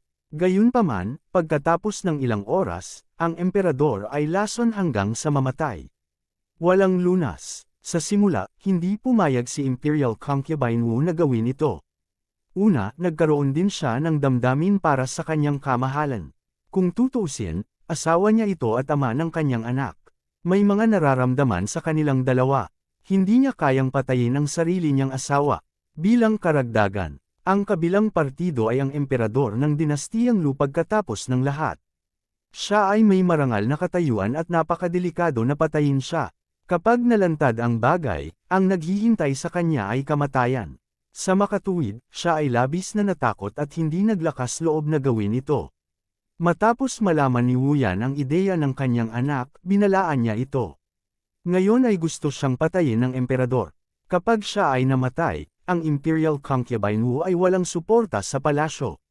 Mahirap sabihin kung kaya niyang talunin ang iba pang mga concubines.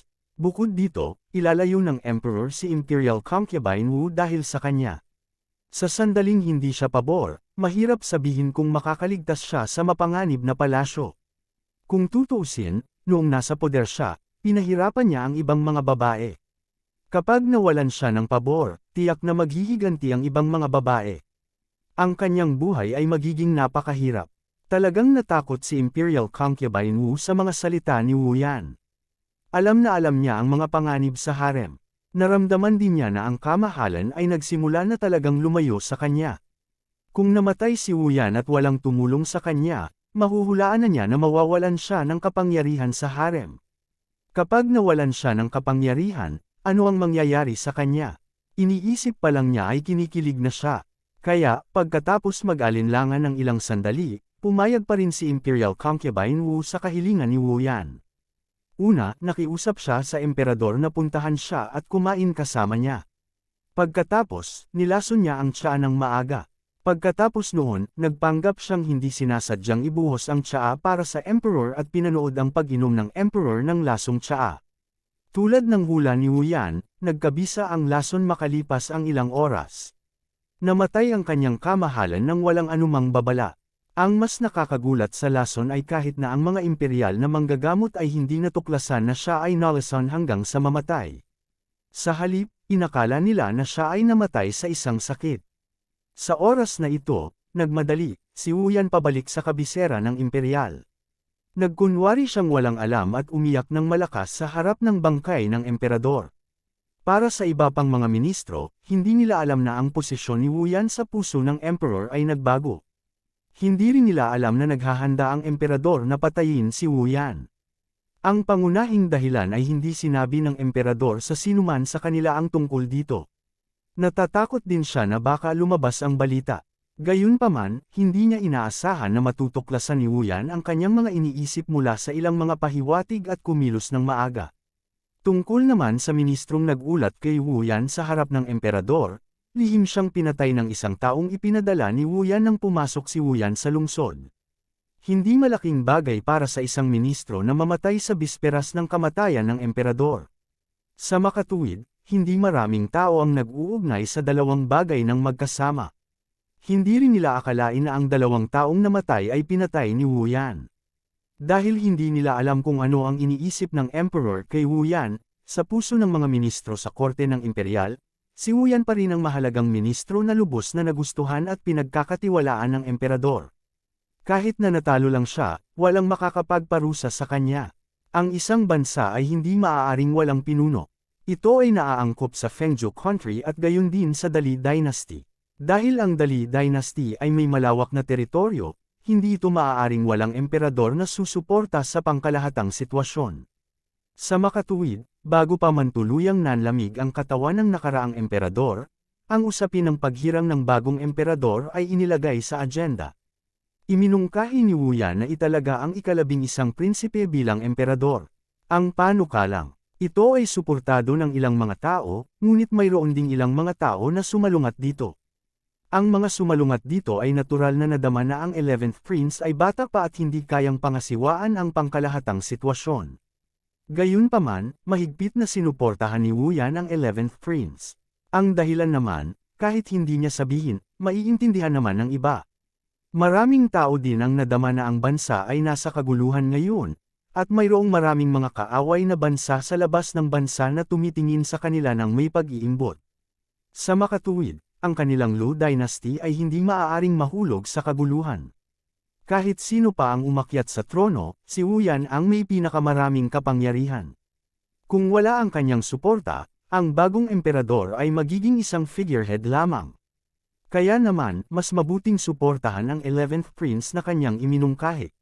Sa ganitong paraan, maaari silang magtulungan upang patatagin ang sitwasyon. At saka, si Imperial Concubine Wu ang nakatagong empress dati. Mainam na italaga ang kanyang anak bilang bagong emperador. Siyempre, tiyak na hindi yun naisip ng ibang mga prinsipe. Gayunpaman, wala silang anumang suporta. Kahit na hindi sila nasisiyahan, hindi sila naglakas loob na ipakita ito maliban kung ayaw nilang mabuhay. Kabanata 2749. Sa buong suporta ni Imperial Concubine Wu at Wu Yan, ang ika-11 prinsipe ay umakyat sa trono gaya ng inaasahan. Dahil dito, ang dakilang dinastiyang Lu ay mayroon ding pinakabatang emperador sa kasaysayan. Isang emperador na 2 taong gulang at hindi pa ganap na naalis sa gatas. Alam ng lahat na ang taong may kontrol sa buong dakilang dinastiyang Lu ay hindi ang batang emperador na hindi man lang marunong magsalita ng matatas, kundi si Wu Yan, ang ministro ng mga paghirang at ang ministro ng digmaan. Masasabing ang kasalukuyang posisyon ni Wu Yan sa Great Lu Dynasty ay umabot na sa tugatog at walang makakalampas sa kanya. Natural, walang nang ahas na basta-basta magduda sa kanya. Matapos umakyat sa trono ang bagong emperador, naglabas siya ng utos na si Prinsesa Shuqi ay hindi pinapayagang bumalik sa dakilang dinastiyang Lu. Ang dahilan ay natural na ang isang babaeng may asawa ay parang natapon na tubig. Dahil ikinasal si Prinsesa Qi sa prinsipe ng Wind Absolute Country, isa na siyang mamamayan ng Wind Absolute Country at hindi mamamayan ng Great Lu Dynasty. Bagamat ang Wind Absolute Country at ang Great Lu Dynasty ay huminto sa pakikipaglaban, alam ng sinumang may matalinong mata na mayroon pa ring matinding puot sa pagitan ng dalawang bansa. Imposibleng madali silang magkasundo. Malaki ang posibilidad na magkakaroon ng isa pang digmaan sa hinaharap. Dahil si Prinsesa Qi ay isa ng mamamayan ng Wind Absolute Country, tila makatwirang hindi siya payagan na pumasok sa Great Lu Dynasty. Gayunpaman, kakaiba ang pakiramdam ng mga ministro sa korte matapos marinig ang balitang ito. Alam ng lahat na ang dating emperador ay nagmamahal kay Prinsesa Qi, o sa halip, ay naghangad sa kanya. Kahit na personal niyang pinakasalan si Prinsesa Qi sa Wind Absolute Country, walang makapagdududa sa pagmamahal ng dating emperador para kay Prinsesa Qi. Napilitan siyang gawin iyon. Bukod dito, sa isang tiyak na lawak, isinakripisyo ni Prinsesa Qi ang kanyang buhay para sa dakilang dinastiyang Lu. Sa huli, ang dating emperador ay kamamatay lamang at ang bagong emperador ay naglabas ng ganoong kautusan. Napakahirap talagang tanggapin ng mga tao. Siyempre, alam ng lahat na kahit na ang kautusang ito ay inilabas ng bagong emperor, ilang taon na ang bagong emperador. Malinaw, sina Wu Yan at Imperial Concubine Wu ang nasa likod ng bagay na ito. Lalo na si Imperial Concubine Wu. Alam ng maraming tao na noong nasa Lu Dynasty pa si Prinsesa Qi, wala siyang magandang relasyon kay Imperial Concubine Wu. Ngayon, hindi nakakaiba para sa Imperial Concubine Wu na maglabas ng ganoong kautusan. Kahit na naramdaman ng lahat na may kakaiba at kahit na pakiramdam na may mali, walang humakbang para magsalita ng kahit ano. Kahit na medyo kakaiba ang pagkamatay ng nakaraang emperador, walang humakbang para magsalita ng kahit ano, lalo pa si Prinsesa Chi. Higit pa rito, sa puso ng ilan sa mga mas makalumang tao, tunay silang naniniwala na ang kasal na si Prinsesa Chi ay hindi na miyembro ng Great Lu Dynasty. Hindi imposibleng maniktik siya sa kanila pagkatapos niyang makapasok sa dakilang dinastiyang Lu. Dahil dito, nang ilabas ng bagong emperador ang utos na ito, walang sino man ang tumayo upang tutulan ito. Nang makita ni Wu Yan na naiintindihan niya ang Imperial Court, lubos siyang nasiyahan. So sinasabi mo na ang bansa ng Yuan Feng na ngayon ang tanging kapangyarihan sa labas ng Great Lu Dynasty. Sa tirahan ni Wu Yan, tumingin siya sa advisor sa harap niya ng hindi maipaliwanag na ekspresyon. Dati, abala si Wu Yan sa kanyang sariling mga gawain, iniisip kung paano aalisin ang dating emperador. Matapos mamatay ang dating emperador, abala siya sa pagpapatatag ng kanyang posisyon. Sa makatuwid, wala siyang gaanong panahon para pakialaman ang mga usapin sa labas ng Great Lu Dynasty. Buong puso siyang nakatutok sa Imperial Court. Ngayon, naramdaman niyang ganap na niyang kontrolado ang Imperial Court ng Great Lu Dynasty. Noon lamang siya nagkaroon ng oras para pakialaman ang mga usapin sa labas ng Great Lu Dynasty. Sa panahong ito din niya nalaman na habang ang dakilang dinastiyang Lu ay sumasailalim sa isang malaking pagbabago, ang sitwasyon sa labas ng dakilang dinastiyang Lu ay nagbago din ng malaki. Dati, ang Wind Absolute Country na napakalaki kung kaya't ang Great Lu Dynasty ay lubos na natalo at nawasak pa. Dati, ang bansa ng Yuan Feng na napakahina na hindi man lang pinansin ni Wu Yan at ng dakilang dinastiyang Lu, ay biglang umusbong at natalo ang ibang mga bansa sa isang iglap, na kumpleto ang pag-iisa ng dakilang dinastiyang Lu. Ang ganitong resulta ay hindi isang bagay na inaasahan ni Wu Yan. Marahil, ito rin ay isang bagay na hindi inaasahan ng sinuman sa Great Lu Dynasty. Pagkatapos ng lahat, maraming beses na nilang nakipag-usap sa Wind Absolute Country at alam nila na napakalakas ng Wind Absolute Country. Ang ibang mga bansa sa labas ng Great Lu Dynasty ay naninirahan din sa ilalim ng anino ng Wind Absolute Country. Gayunpaman, hindi nila inaasahan na ang bansa ng Yuan Feng, na napakahina na maaaring hindi pansinin, ay biglang babangon. Tungkol naman sa dakilang dinastiyang Lu, wala silang masyadong alam tungkol sa bansa ng Yuan Feng. Dati, ang atensyon nila ay nasa Wind Absolute Country. Ang ibang mga bansa ay walang masyadong malisya sa kanila at natural na walang alam tungkol sa kanila. Ano ang saloobin ng bansa ng Yuan Feng sa dakilang dinastiyang Lu? Tanong ni Wu Yan. Dati, ang bansa ng Yuan Feng ay napakahina. Sa oras na iyon, maaaring hindi sila pansinin ni Wu Yan. Gayunpaman, ngayon, malinaw na hindi posible. Dahil maaari nilang pag-isahin ang Great Lu Dynasty, tiyak na mayroon silang kakayahan. Bukod dito, ngayong nakipagsanib na sila sa ibang mga bansa, tiyak na hindi dapat maliitin ang kanilang kakayahan. Tungkol naman sa dakilang dinastiyang Lu, dahil kay Wu Yan, natalo lang sila sa mga puwersang rebelde sa dakilang dinastiyang Lu hindi pa nagtagal. Labis na nasira ang kanilang kakayahan at oras na para makabangon sila. Kung ang bansa ng Yuan Feng ay magalit sa kanila sa oras na ito, tiyak na hindi ito magandang balita. Higit pa rito, ang mga rebeldeng puwersa sa dakilang dinastiyang Lu ay nag-iimbot pa rin sa kanila. Sa panahong ito, nasakop na nila ang ilang lungsod. Ngayon, ang buong Great Lu Dynasty ay nasa ilalim ng kontrol ni Wu Yan. Sa makatuwid, natural na kailangan niyang mag-alala tungkol sa mga bagay na ito. Siya ay natural na umaasa na ang bansa ng Yuan Feng ay hindi magiging kaaway sa kanila. Mas maganda kung matutulungan pa nila sila. Sa ganoong paraan, makakabawi ang dakilang dinastiyang Lu. Kung tungkol sa bansa ng Yuan Feng, talagang walang magandang impresyon si Wu Yan dito. Sa kanyang puso, umaasa siya na ang Wind Absolute Country ay pag-isahin ng Great Lu Dynasty. Bagamat ang Wind Absolute Country ay palaging laban sa Great Lu Dynasty, naramdaman ni Wu Yan na ang kanyang relasyon sa Wind Absolute Country ay hindi masama. Sa kanyang relasyon sa mga tao ng Wind Absolute Country, hindi naging mahirap na mapanatili ang isang matatag at mapayapang kapaligiran. Hanggat nabibigyan siya ng oras, naniniwala siya na sa kanyang kakayahan, ganap niyang maakay ang dakilang dinastiyang Lu pabalik sa dati nitong rurok. Si Wu Yan ay palaging tiwala sa kanyang kakayahan. Gayunpaman, nakakalungkot na ang malakas na Wind Absolute Country ay talagang natalo. Bukod dito, ito ay isang kumpletong pagkatalo. Dahil dito, maaari lamang isaalang-alang ni Wu Yan ang kanyang relasyon sa bansa ng Yuan Feng. Noong nabubuhay pa ang dating emperador, minsan siyang nagpadala ng sugo sa bansa ng Yuan Feng. Napakaganda ng saloobin ng bansa ng Yuan Feng sa dakilang dinastiyang Lu at nagpakita ng sapat na mabuting kalooban, sabi ng tagapayo. Oh, ganoon ba? Hindi masama iyon, sabi ni Wu Yan. Noong nakaraan, pinamunuan niya ang hukbo upang lipulin ang mga puwersang rebelde sa labas. Sa makatuwid, hindi niya alam ang tungkol sa bagay na ito.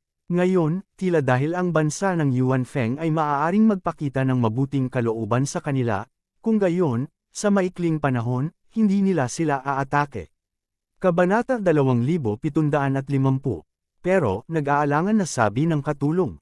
Ngunit ano? Tanong ni Wu Yan. Ngunit may balita na lumitaw si Prinsesa Qi sa kabisera ng bansa ng Yuan Feng at may malapit na kaugnayan sa isang general ng bansa ng Yuan Feng. Nagpatuloy ang katulong na iyon. Prinsesa Qi, nagulat si Wu Yan. Hindi niya inaasahan na may kinalaman si Prinsesa Qi sa bagay na ito. Hindi ba siya nagpakasal sa Fengju country? Bakit siya lilito sa kabisera ng bansa ng Yuan Feng? Panipi, matapos ikasal si Prinsesa Qi, hindi gaanong pinansin ni Wu Yan si Prinsesa Qi. Nang maglaon, siya ang ministro ng digmaan at abala sa pagsupil sa mga puwersang rebelde sa bansa. Wala siyang oras at lakas para pakialaman si Prinsesa Qi. Sa kanyang opinyon, si Prinsesa Qi ay may asawa na at ang isang may asawang prinsesa ay hindi isang banta sa kanya. Kaya naman, hindi na niya kailangang ipagpatuloy ang pagbibigay pansin sa kanya. Gayunpaman, hindi niya inaasahan na makarinig ng ganitong balita ngayon. Nagulat ito kay Wu Yan. May kinalaman kaya si Prinsesa Qi sa bagay na ito? Malamang hindi, babae lang siya. Gaano kaya siya kapakipakinabang? Hindi nakarating si Prinsesa Qi sa Fengju country. She never did. She went missing on the way and appear again in the capital of the country of Yuan Feng. At saka, she has close ties with a general of the country of Yuan Feng. That general is called Huang Feng and he is trusted by the emperor of Yuan Feng. The reason why the country of the Great Passage was able to unify the region of Feng. Nagpatuloy ang katulong na iyon. Bagamat hindi gaanong binigyang pansin ni Wu Yan ang mga bagay sa labas ng Great Pass, lalo na nitong mga nakaraang panahon, ang kanyang mga katulong ay hindi nang ahas na maging pabaya. Karaniwang kailangan nilang bigyang pansin ang mga pag-unlad at pag-unlad ng iba't ibang partido. Kaya naman, masasagot nila ang mga tanong ni Wu Yan. Kaya naman, hindi alam ni Wu Yan ang tungkol kay Prinsesa Qi ngunit ang mga katulong na ito ay napakalinaw tungkol dito. Alam pa nila ang tungkol sa pag-iral ni Huang Feng. Hindi nakakagulat na alam nila ang tungkol sa pag-iral ni Huang Feng. Pagkatapos ng lahat, si Huang Feng ang pangunahing general ng bansa ng Yuan Feng sa mapagpasyang labanan laban sa Fengju country. Hindi naman nakapagtataka na nakakuha siya ng atensyon. Bukod dito, mahusay na gumanap si Huang Feng sa mga nakaraang laban. Kaya naman, tiyak na makakatanggap siya ng atensyon. Normal para sa aide na ito na malaman ang tungkol kay Huang Feng. May ganyan. Lalong nagulat si Wu Yan. Orihinal na inakala ni Wu Yan na si Prinsesa Qi ay nagkataon na dumating sa Yuan Feng country at nakilala niya ang isang ordinaryong general. Hindi niya inaasahan na makikilala niya talaga ang isang mahalagang opisyal ng emperador ng Yuan Feng country. Isa pa, medyo maayos ang kanilang relasyon. Hindi ito magandang balita para kay Wu Yan. Kahit na hindi alam ni Prinsesa Qi ang papel na ginampanan niya sa kanyang alyansa sa kasal, alam ni Wu Yan na walang magandang impresyon si Prinsesa Qi sa Wu clan. Ngayon, ang Great Lu Empire ay nangangailangan ng oras upang mabawi. Kung udyukan ni Prinsesa Qi ang general na iyon na kumbonsihin ang emperor ng Yuan Feng country na salakayin ng Great Lu Empire, magiging mahirap para sa kanila na pangasiwaan ang sitwasyon. Pagkatapos ng lahat, ang Great Lu Empire ay wala na ang dating emperador at nahulog na sa kaguluhan. Sa kabilang banda, pinag-isa ng Yuan Feng country ang buong lugar sa labas ng pass at nasa tuktok ng kanilang lakas militar. Kung aatakehin nila ang Great Lu Empire ngayon, napakahirap para sa Great Lu Empire na ipagtanggol. Dati, hindi nila kayang talunin ang Wind Absolute country, ngunit nagawang talunin ng Yuan Feng country ang Wind Absolute country. Sa pag-iisip nito, medyo nababalisa at nag-aalala si Wu Yan. Siya ay naging nakatagong master ng Great Lu Empire at hindi niya nais na bumaba sa posisyon na ito ng mabilis. Magpadala ka ng isang tao para bantayang mabuti si Prinsesa Qi. Gayun din, magpadala ng isang tao na bumisita sa emperador ng Yuanfeng country na may mga mahahalagang regalo. Ipahayag ang ating mabuting kalooban sa kanya at ingatan siya.